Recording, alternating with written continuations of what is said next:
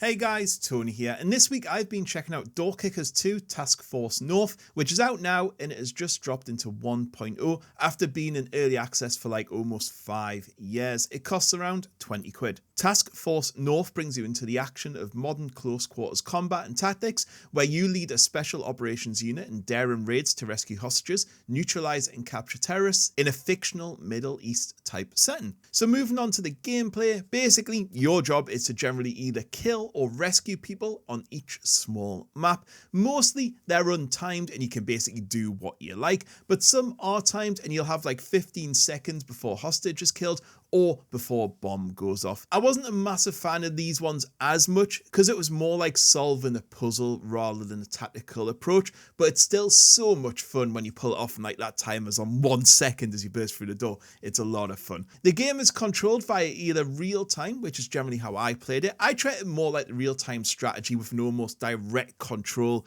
moving each person into cover or deciding what to do next and very rarely pausing it. But it can be totally played in like a pause type way. It has a very easy to understand but complex planning system behind the scenes. You can plan everything out. You can put your moves in, what direction you're facing, kicking down doors, throwing flashbangs, grenades, where you're going to cover. You can even have different teams doing different things at different times. It's such a robust system and it's one of the best planning tools out there. It's so much fun and you get a real sense of achievement when you pull it off. But I would say I just prefer to get in there and kill all the bad guys. So what do you get for your money? Well, you get a new campaign mode, which takes place over like a tour of duty, and you have to work your way through the missions. And what I did like about this mode is they've added an Iron Man mode, where basically if your operative gets killed, they are dead. So it really adds an extra dynamic to it. You can also head into single missions with over 90 normal missions, plus a random mission generator. And on top of all that, there is workshop support with hundreds of maps, new units, new campaigns, and over 8,000 workshop items. Some are super high quality and worth checking out. On top of all this, there's also full co-op gameplay, a full replay system, and mission editor. Let's talk a little bit about the squad. So you unlock new squads as you play. Each has different weapons and leveling up. There's also full squad and weapon customization. You can also rename your squad members as well. You'll unlock points as you play. Then you can spend your points on upgrades like new scopes, silencers, new weapons, and armor as well. So you can have different like helmets and stuff like that. There's also a tech tree going on and individual units level up as you play too. There's also full destructible environment as well, with all them weapons and gadgets going on. Again, it just really adds to the overall value of this game. However, this isn't a casual game. It rarely holds your hand.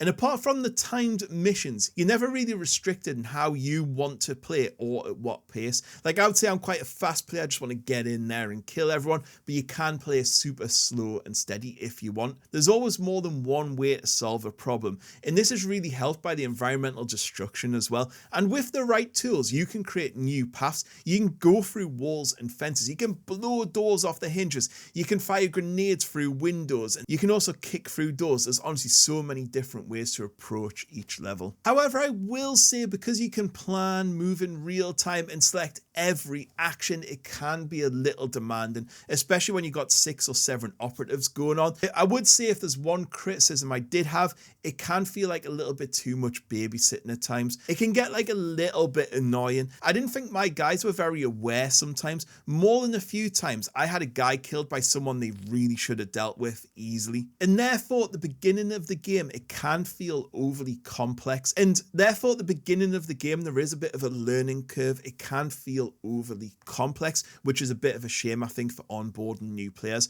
Talking about onboarding, the game could have done with a way better tutorial, because it just shows you like little videos at the beginning saying this is how you move, this is how you do this, but by the time you get into the level you've just forgotten what to do. I think it could have done with just a boot camp type game at the beginning, or a story intro that sort of eased you into the game. It would have been way better. It made that onboarding for new players just so much easier. If there's one thing this game does very well, it's replayability. You can run the same plan, the same mission multiple times. Sometimes you'll notice that you'll win a gunfight, sometimes you won't. Sometimes the enemies will be in different places, sometimes they might shoot hostage, sometimes they won't, sometimes you'll die. And every time you play a mission, it doesn't matter how many times, it always feels that little bit different. So you can't sort of rest on your laurels, so to say. And you know, coupled with all the missions there is there, the campaign and the downloads, it just adds to so much game time. Graphics wise, I think the game looks almost perfect for what it's trying to achieve.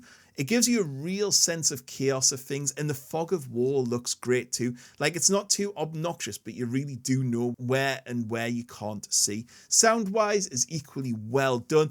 The guns sound punchy, there's voice type acting going on there as well, and it's just all good. So in conclusion, I don't think any game does it better, mixing that engaging tactical combat gameplay with a rewarding gameplay loop. It's polished, high quality, there's loads of replayability, and you could kill hours upon hours just planning and preparing, or if you're like me, just going guns blazing and hoping for the best. It's fun, it's tough, and it rarely misses the mark, and overall it's just an excellent game. The AI can be a little bit hit and miss, and it is a little bit micromanagey at times, and obviously it's not for everyone, and that's fine. If you like a tactical planning game, just go and get it now.